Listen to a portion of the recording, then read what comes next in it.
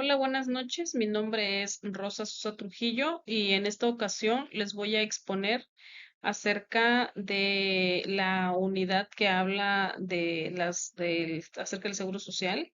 y en específico les voy a hablar del tema 4.1.1 Seguros y Ramos. Estamos hablando del Seguro Social.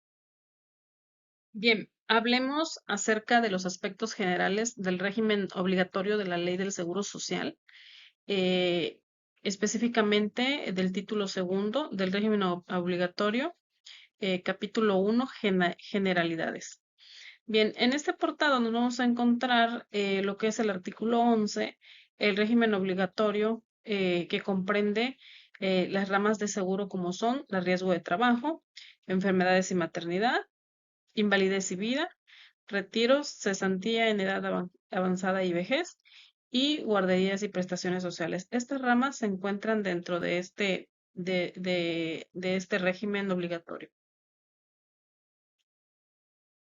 Bien, dentro de los aspectos generales del régimen obligatorio de la Ley del Seguro Social, nos habla de quiénes son sujetos de aseguramiento y nos vamos a referir en específico al artículo 12 de la misma Ley del Seguro Social, que nos dice que son sujetos de aseguramiento del régimen obligatorio las personas que de conformidad con lo que son los artículos 20 y 21 de la Ley Federal del Trabajo, presten de alguna manera permanente, ya sea permanente o eventual, a otra persona con carácter ya sea físico o moral, eh, o unidades económicas sin personalidad jurídica, un servicio remunerado, siempre que se trate de un personal subordinado o cualquiera que sea el acto que le dé origen y cualquiera que sea la personalidad jurídica o naturaleza económica del patrón, aun cuando éste, en virtud de alguna ley especial, esté exento del pago de contribuciones, ¿sí? Es decir, siempre cuando exista una relación obrero-patrón, que en este caso sea un subordinado, se entiende que es sujeto de aseguramiento. Bien, también dentro de este artículo nos señala que podrán también ser sujetos de aseguramiento los socios de sociedades cooperativas. Estas tienen un tratamiento específico para realizar el pago de sus contribuciones, pero también se encuentran contemplados. Al igual, se encuentran consideradas las personas que determine el Ejecutivo Federal a través del decreto respectivo bajo los términos y condiciones que señala la ley y los reglamentos que correspondan. Y por último tenemos a las personas trabajadoras del hogar, que ha sido como que lo último que se ha anexado a lo que es la última actualización de la ley del Seguro Social. Bien, también tenemos en el artículo 13 que nos habla que son sujetos de aseguramiento, pero en este caso voluntariamente podrán ser sujetos de aseguramiento los trabajadores de industrias familiares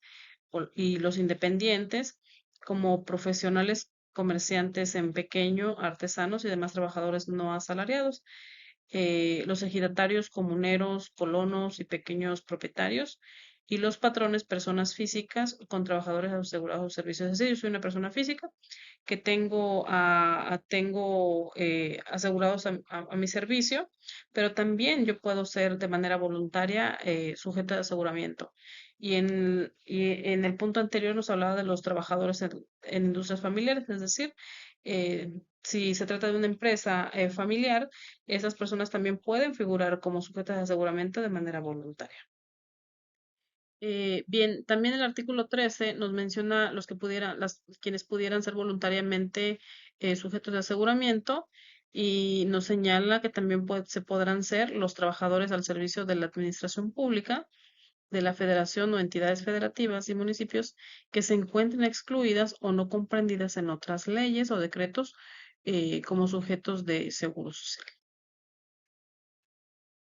Bien, dentro de este tema 4, los aspectos generales del régimen obligatorio de la Ley del Seguro Social, se encuentran las obligaciones que tienen los patrones en este régimen. Y estas obligaciones están señaladas específicamente en el artículo 15 de la Ley del Seguro Social y nos dice que los patrones tienen pues infinidad de obligaciones y, por ejemplo, una de ellas o la primera que señala esta ley nos dice que su obligación es registrar e inscribir a sus trabajadores en el instituto, así como comunicarle al Seguro Social las altas, las bajas y las modificaciones de salario que lleven a cabo durante pues el tiempo que estos permanezcan dados de alta. Y y además de proporcionar los demás datos que sean de incumbencia para el Seguro Social, dentro de, bueno, en el caso de las altas, bajas y modificaciones de salario, ellos cuentan con un plazo que no debe ser mayor a 5 días hábiles. Es decir, mi trabajador se va a un sábado, yo tengo de lunes a viernes próximos para que yo pueda realizar la baja sin ningún problema. Ahora bien,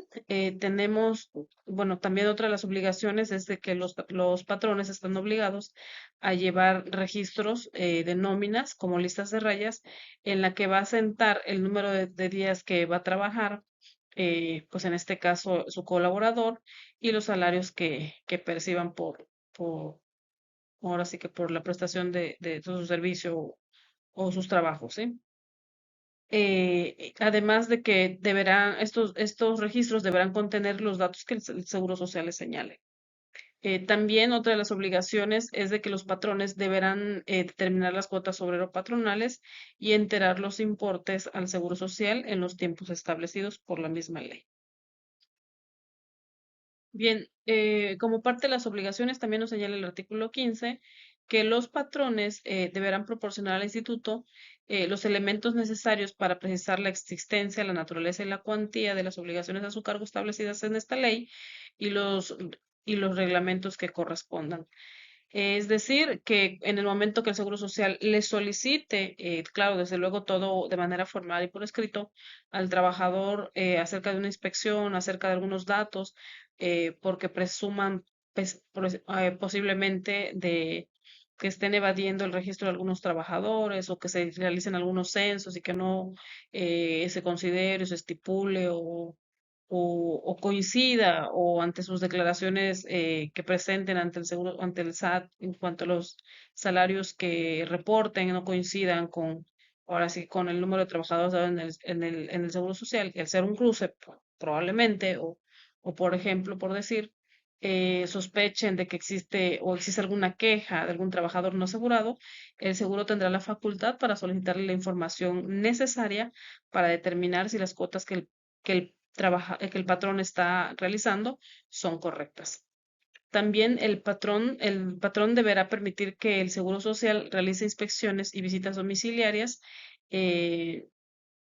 las que se van a sujetar a lo que establezca la ley, así como el código y los reglamentos que aplican.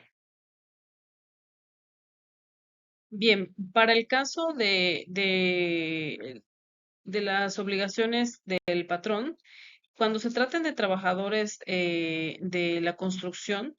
por obra o tiempo determinado, nos dice que parte de las obligaciones que va a tener el patrón es de que éste deberá expedir y entregar a los trabajadores las constancias, la constancia por escrito, el número de días que estos hayan trabajado y el salario que hayan percibido, ya se trate de manera semanal, de quincenal o conforme los periodos de pago que se establezcan entre el trabajador y el patrón,